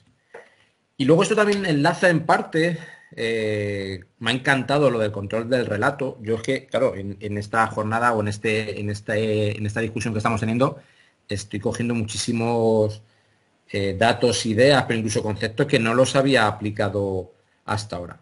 Pues efectivamente es que controla y construye el relato y encima lo hace perdurable, pues tiene la historia y tiene la verdad que algunos se creen, porque yo de eso sí que me gusta hablar normalmente en clase. Nosotros como historiadores, o todo el que interpreta la historia, puede creerse la fuente o puede interpretarla y puede ver qué pretende esa fuente, porque es que entonces si no nos creemos todo y entonces pues sabemos que hay fuentes que están absolutamente manipuladas, lo vemos hoy en día. Vemos gente que dice cosas extrañas, está muy bien posicionada sobre acontecimientos y asuntos históricos que sabemos que no fueron así. Y eso lo detectamos, pero también habría que detectar o intentar interpretar lo que en su momento se dijo. Y es verdad que la memoria se protege, incluso se preserva mediante la piedra y mediante otros soportes. Pero del mismo modo, la memoria se manipula, se destruye, se inventa o se juega con ella. Y eso se escribe en un soporte o en otro o hablamos sobre ella. Y eso también me parece fantástico y que lo estemos discutiendo a partir de este recuerdo de las guerras médicas. Y con esto, de momento... Gracias, Fernando. Pues yo creo que ahora es Carmen del Cerro la que tiene la mano levantada. Adelante, Carmen. Hola, buenas tardes. Estoy aquí calladita, sin decir nada, porque estoy absolutamente... Es que estoy encantada. Entonces digo, ¿para qué voy a hablar yo? que soy la vencida. ¿Me oís? Ah. Yo sé que Luz quería que hablara como persa, pero yo voy a recordar una cosa tanto para vos, para los profesores que nos conocemos más, como a los estudiantes que desgraciadamente no veo, pero entiendo que están disfrutando también y quiero dirigirme a ellos. Una cosa que ha dicho brevemente Fernando Escribano y yo quiero recordar, nosotros, los historiadores del Próximo Oriente, que nos hemos que hemos estudiado en España, que nos hemos formado en España, nos hemos formado en el mundo clásico. Es que nosotros eso no lo podemos disociar. Entonces nosotros nos hemos formado, mi profesor de Grecia, ¿quién era? Adolfo Domínguez, don García Iglesias, quiero decir, y podría seguir, ¿no?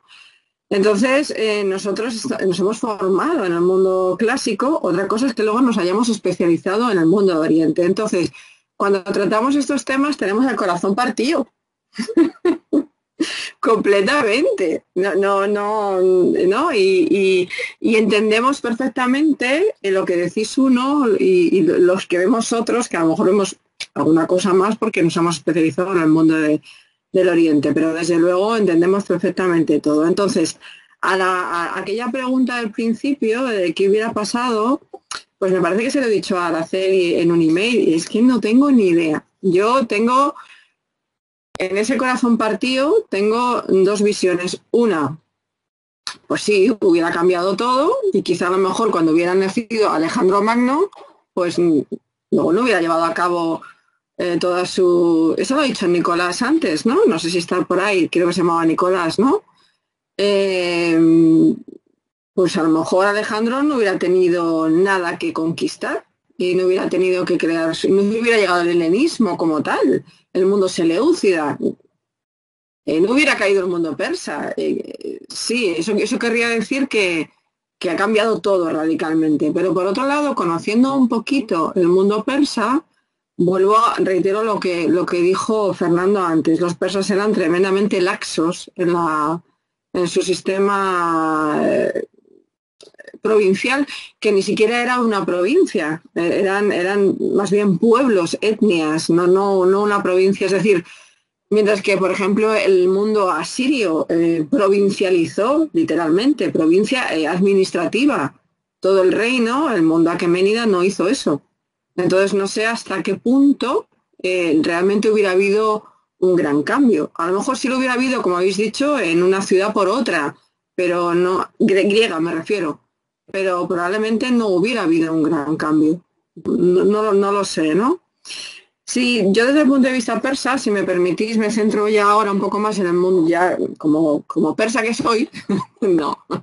Desde el punto de vista persa, yo sí que tengo en la cabeza dos cosas, o tenía en la cabeza dos cosas durante este rato que habéis estado hablando. Una es que el mundo persa aqueménida con Ciro, primero, cuando se creó el mundo persa, era un mundo que miraba a Occidente, que se volcó hacia Occidente, hacia su Occidente, para organizarse con lo que vivía o había visto en el mundo babilónico y en el mundo asirio. Entonces, al principio de la dinastía aqueménida, se necesitó mirar un poco hacia Occidente y, por tanto, hacia su más Occidente. Pero en época de Darío, el mundo persa se gira hacia el iranismo. A partir de ese momento y poco a poco, el mundo persa se gira hacia el Irán, hacia lo iranio, hacia lo parto, hacia el mundo del Asia Central. Entonces, según avanza este mundo aqueménida, nosotros le notamos como que cada vez tiene menos interés por Occidente. Eso es lo que me parece, que tiene cada vez menos interés por su Occidente. Entonces, pues no sé si ligado a eso o independientemente, tenemos una segunda cuestión si lo vemos todo desde el punto de vista persa. Es que no tenemos fuentes, hay muy pocas fuentes persas que nos puedan ayudar. Para los orientalistas esto es un auténtico desastre y es un descoloque, porque venimos de un mundo con miles y miles de textos en Babilonia, en Asiria, incluso en el tercer milenio. Entonces, aquellos que estamos acostumbrados a tratar con tantos textos desde el año 2500, sobre todo desde el año 2100, con el mundo neosumerio, ¿cuándo llega el mundo persa? ¿Dónde están los textos? Porque los hay, pero realmente no hay tantos. Entonces, claro, es muy difícil saber qué podía pensar realmente un persa, sobre todo con respecto al mundo, a este evento que estamos celebrando, ¿no? Porque no tenemos estos textos. Y luego, esto es lo que yo hubiera dicho al comienzo de nuestra conversación. ahora que habéis sacado tantas cosas, pues es que no sé por dónde tirar, pero sí, claro, recordaría cosas como el zoroastrismo, claro, el mundo griego, el mundo persa cada vez se gira más también desde el punto de vista religioso ahí, y yo no sé si el zoroastrismo se hubiera extendido hacia el occidente, qué hubiera pasado incluso con el cristianismo posterior. Y por último, lo último, para ya dejar, lo último que acaba de decir Eduardo, que lo que había notado, claro, la memoria. El mundo aquemenida también lo hace en esas grandes inscripciones rupestres con toda la genealogía, ¿no? Pero incluso es curioso como en el mundo iranio también luego se busca esa memoria, porque después del mundo aquemenida, que viene el mundo parto, sin embargo, cuando llega el mundo sasánida, los sasánidas borran prácticamente el mundo parto y buscan la memoria aqueménida. Es curiosísimo, ¿no? Como en el siglo IV, en el siglo V después de Cristo, en realidad se está buscando la memoria aqueménida, no tanto la parta. Y por eso los reyes sasánidas acaban esculpiendo todos sus relieves bajo los relieves aqueménidas, no donde están los partos, no donde están los aqueménidas. Entonces, esa construcción de memoria, como dice Eduardo, pues la podemos ver desde todos los puntos de vista, y claro, también nosotros en el mundo del Oriente lo vemos claramente, sí. Bueno, perdón, que me enrollo un montón. Gracias. Gracias, Carmen. Bueno, pues yo creo que Jesús Robles, ¿no? Sí, gracias. Bueno, yo me parece muy interesante la cuestión que plantea Eduardo de la memoria, ¿no? Porque además me parece que, al menos en arqueología, es uno de los grandes temas del momento, porque cada vez son más las aproximaciones teóricas que hay a cuestiones como los monumentos o cómo se puede rastrear a través del material y demás, pues la memoria o cómo se construye la memoria. Son cuestiones muy interesantes. Y desde el punto de vista de la arqueología, yo creo que hay un caso que es bastante significativo, ¿no? De la arqueología de las guerras médicas, digo, incluso hasta conmovedor, ¿no? Me atrevería a decir que es, la menciono en mi vídeo y la la trata a fondo Araceli en el suyo, es la inscripción de la lista de las víctimas, ¿no? De los caídos en Maratón, que bueno, ya de por sí tiene memoria. Lo primero, ¿por qué? Porque es un monumento, son varios los monumentos que conocemos de las guerras médicas, no solo en piedra, sino monumentos orales, discursos y demás. Hay un libro muy interesante de Xavier Duffy, que voy a poner ahora en el chat el título, está en la biblioteca, sobre monumentos y cómo se conmemoraba el conflicto. Y esta lista ya tiene memoria en sí, porque además es de una de las tribus que se emparenta ya con un héroe, ¿no? De la tribu Erectea o Erecteida. Y lo interesante de esta estela, que estaría conmemorando, ¿no? Probablemente junto al túmulo o a la tumba de los atenienses, la lista, ¿no? De las víctimas y de los caídos, no aparece en el campo de batalla de Maratón, sino que se encuentra en la villa de Herodes Ático en el Peloponeso. Es decir, ya en el siglo II después de Cristo, Herodes Ático, que precisamente nace en Maratón, se está de algún modo relacionando con la batalla y relacionando con aquellos caídos cuando él va al campo y recoge, pues quizá la lista entera, quizá fragmentos de lo que quedase, y se lo lleva a su villa, y es allí donde aparece. Y luego también como esa memoria de querer relacionarse, ¿no? Con la batalla de Maratón parece persistir a lo largo de los siglos, y en el siglo XVIII y XIX lo que nos encontramos es un interés enorme por parte de coleccionistas y demás por hacerse con armas que vinieran del túmulo de los atenienses. El problema es que en ese túmulo precisamente no hay armas, y por eso lleva a la cuestión que trato en mi vídeo, que es muy interesante, de cómo armas que a veces no son ni siquiera de la cronología de las guerras médicas se falsean, se les da una procedencia y dicen esto viene del túmulo de Maratón, cuando en realidad no es así, porque es una manera de inflar su valor en el mercado, ya que hay un auténtico furor por tener restos de militaria griega, pero no de cualquier militaria, sino restos usados por los héroes de Maratón. Y es algo que me parece bastante interesante.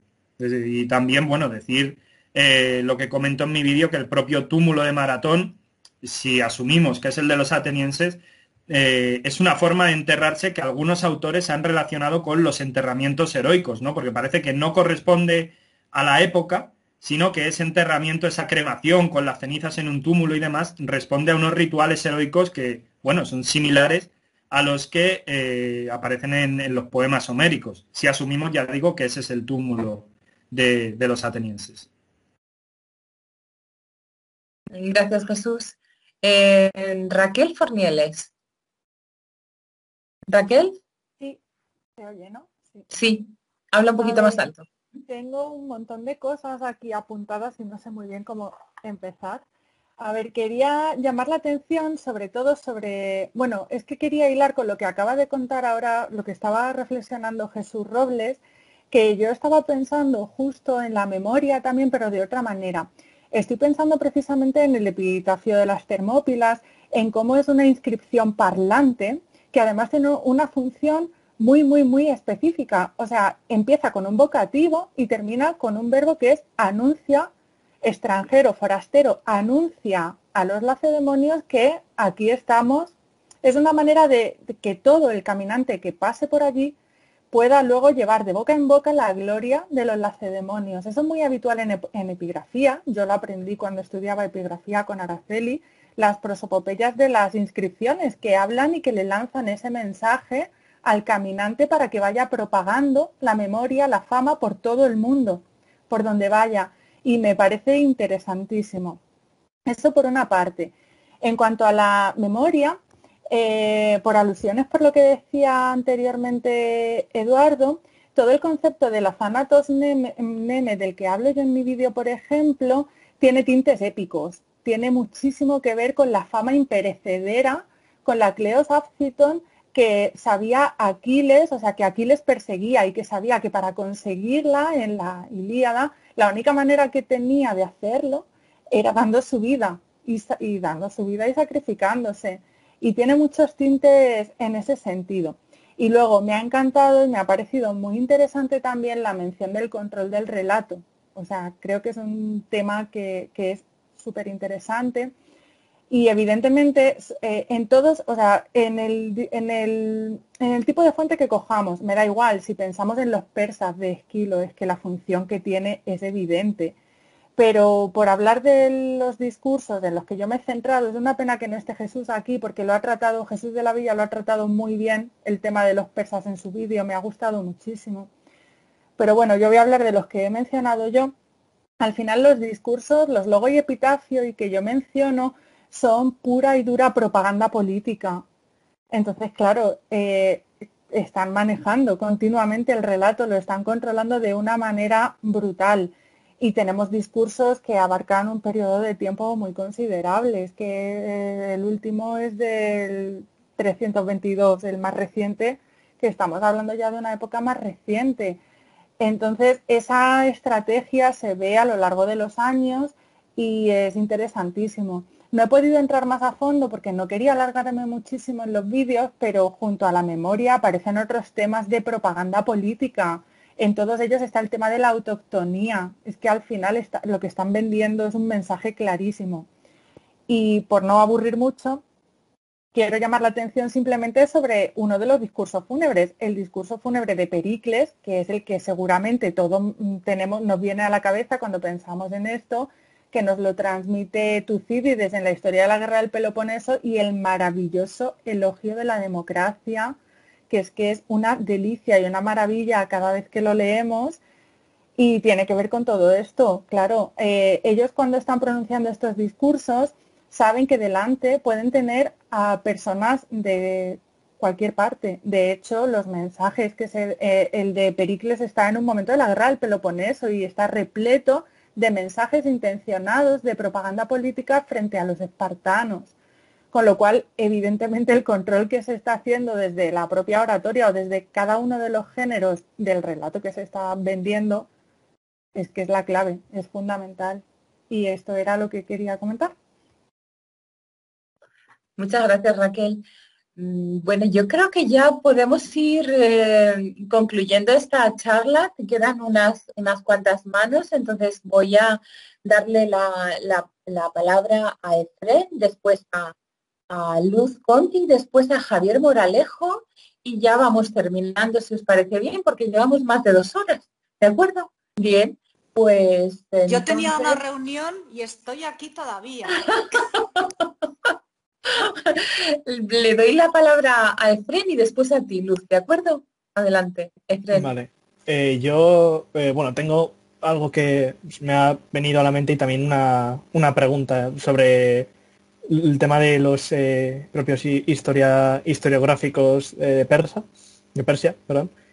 Bueno, sobre lo primero, sobre el tema de la memoria, me ha venido un poco a la mente también que puede usarse como un vehículo de prestigio tanto individual como prestigio colectivo, que es algo que incluso podemos ver hoy en día. Siempre hemos visto en varios momentos de la historia que ciertos individuos o incluso algunos pueblos les gusta el decir, no, la etapa anterior era la mejor, que es algo que incluso oímos nosotros hoy en día. Y bueno, se me viene a la mente, por ejemplo, la gens Julia, que sí que decían que eran los herederos de Eneas, o incluso en la Edad Media con el propio imperio sacro romano germánico, que querían traer la gloria de Roma, algo que también hizo Mussolini en fascismo, y es el usar la memoria de los antiguos pueblos e intentar relacionarte con ella para aumentar tu prestigio diciendo, mira, yo vengo de los romanos, soy mejor que tú, y es algo que podría dar lugar a nacionalismos y que al fin y al cabo es propiamente una característica de la naturaleza humana, por así decirlo, que el recuerdo de los anteriores pueblos para ensalzar tu propia gloria. Y es lo que se me ha venido a la mente. Y luego la pregunta que tenía es, sobre todo a los profesores de expertos más en Oriente, sobre ¿no hay alguna especie de fuente musulmana que hablase sobre la batalla de Maratón o alguna fuente más posterior? Vale, a ver. Muy bien, creo que dicen que no. Dicen que no. No, es que nada, pero nada es nada. Vale. Exacto, sí. Bueno, bien, pues entonces, Luz, tienes tú la palabra ahora. Sí, a ver si... Bien, no, insistiendo en la idea de Eduardo y en la idea que hemos ido, que comenta ahora Raquel, tenemos que tener en cuenta que no lo hemos mencionado, creo que por olvido, la importancia de la historiografía como género literario. Es decir, en el mundo griego, la historiografía no es solamente una forma de transmitir verdades, es un género literario donde lo que importa básicamente es que lo que se cuente parezca verdad. Entonces, claro, esa concepción de la historiografía es fundamental, claro, porque te permite crear todo ese ideario que hemos ido comentando del lado, naturalmente desde la perspectiva del vencido, perdón, de la perspectiva del vencedor. Entonces, claro, no podemos olvidar lo esencial de que se cree el género de la historiografía. Entonces, es que eso es un arma poderosísima para los griegos, ¿no? Y nada más, solo quería decir eso porque ya me esfumo de aquí. Muy bien, muchas gracias, Luz. Bueno, pues yo creo que Javier, tienes ahora la palabra y vamos a ir terminando, ¿de acuerdo? Adelante, Javier. Gracias, tampoco. Bueno, recojo, también por ir cerrando, algunas de las ideas más interesantes, ¿verdad? Habíamos hablado de memoria y manipulación, que son dos, y de control del relato, ¿verdad? Y me han parecido también agradecerle a Eduardo que nos haya conducido también por aquí, ¿no? Porque son temas de verdad interesantes. Y quería simplemente apuntar tres cositas, ahora sí desde el mundo griego, me voy a pasar a los griegos, en respecto a esto, ¿no? Que son interesantísimas. Una que tiene que ver con el reflejo material. Llamar un poco la atención, fijaros cómo la memoria se utiliza cuando conviene y como conviene, ¿no? Y me estoy refiriendo ahora a los radicales y a los moderados, a los demócratas moderados, encabezados por Cimón, ¿verdad? Hijo de Milcíades, el gran vencedor de Maratón, el héroe de Maratón, y a Pericles, cabeza, ¿verdad? Y luego Temístocles, o sea, Temístocles primero y luego Pericles, cabezas de los demócratas radicales, ¿no? Y cómo estos, en la configuración de los edificios públicos de Atenas, de esa gran arquitectura monumental, utilizan masivamente esa memoria y la manipulan absolutamente como les da la gana. Fijaros, por ejemplo, ejemplos, la estoa Poikile, ¿no? La estoa pintada, ¿no? Empecemos por ahí. Cimón, ¿qué voy a hacer? Bueno, pues le voy a encargar a Polignoto que me pinte unas pinturas preciosas de la guerra contra los troyanos y persas y de Maratón. ¿Por qué de Maratón? Porque estaba mi padre, porque estábamos los moderados. Ojo, volvemos un poquito más adelante, ya solo por ir avanzando. Empiezan a construir el Festellon, precioso, en el Colonos Agoraios, allí dominando todo la Agora. ¿Qué ocurre? Llega Pericles y dice, no, el Festellon no, es muy bien, Teseo y la Bazomaquia y todo aquello, pero voy a construir el Partenón con mármol del Pentélico y el templo de la Nikeáptera, etcétera, etcétera. Paramos el Festellon, con lo cual, de nuevo otra vez, memoria, sí, los atenienses, pero ojo, la memoria nuestra, la memoria de los radicales. ¿Quién venció en Termópilas? Los radicales, ¿eh? O sea, que ojo también, manipulación de la memoria otra vez, ¿no? Que es muy bonito cómo se transluce esto en la configuración de los espacios arquitectónicos, de los espacios cívicos, ¿no? Y ya para acabar, un ejemplo de memoria colectiva, esta sí, de griegos unidos. Cuando en Egospótamos, en 402, ¿verdad?, son derrotados, como sabéis, los atenienses, tenemos otro episodio de estos de memoria, ¿no? De memoria y control del relato muy, muy bonito, que es el siguiente. Cuando se produce la rendición, las condiciones, los tebanos, aliados con los espartanos, dicen, no, hay que quemar Atenas, hay que saquearla, pero los espartanos, grandes enemigos, dicen, no quemamos ni saqueamos Atenas porque han hecho un gran bien a los griegos en acontecimientos decisivos de la historia de Grecia, ¿no? Entonces ahí sí interesa, por razones políticas también, por razones de mantener esa memoria ya no parcial, sino digamos, helénica, ¿no? O total. Bueno, simplemente era traeros estos 2 o 3 ejemplos que me han parecido muy interesantes y me han despertado también un poco las ideas que vosotros habéis expuesto aquí, como el discurso de Pericles, etcétera, etcétera. Así que muchas gracias, y perdonadme. Muy breve, si me permites, Araceli, con lo de la manipulación, sí, claro que se me está ocurriendo, para nosotros filólogos, ¿no? Se me está ocurriendo lo del catálogo de las naves en la Ilíada, ¿no? Cómo los atenienses en el catálogo de las naves introducen esa alusión al ejército de Atenas, que obviamente se sabe que es lingüísticamente reciente. Es decir, es que la manipulación de los héroes tiene mucho rendimiento, ¿no?